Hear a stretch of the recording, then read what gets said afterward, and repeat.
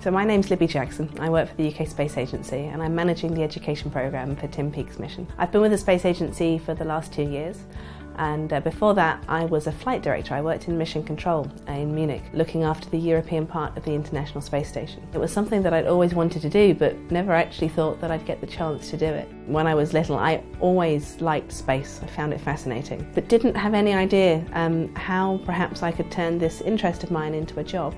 As I was getting towards the end of my school days, we had to do some work shadowing, and was sitting around with all of my friends and them saying, yes, I'd like to go and perhaps be a lawyer or a medic or a doctor. And I said to a friend of mine, I'd really like to work for NASA one day. So a friend of mine and I decided to email them and say, could we come and do some work shadowing? And this was back in 1997, 1998. Email was still pretty unusual at that point in time. And to our great surprise, they said yes. So I got to spend 2 weeks at NASA, the Johnson Space Center, finding out all about things that happen in space, in human spaceflight particularly. But that was where I first sat in mission control.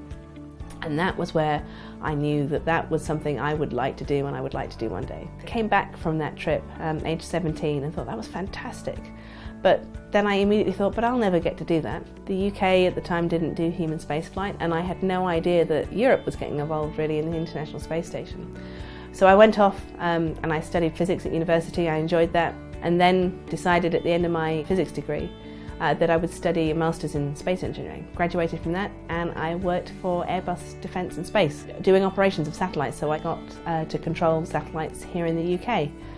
After a few years, I discovered that the European part of the space station was launching, and I decided that I would apply for a few jobs and got one in Munich as an instructor, and then I became a flight controller and finally a flight director.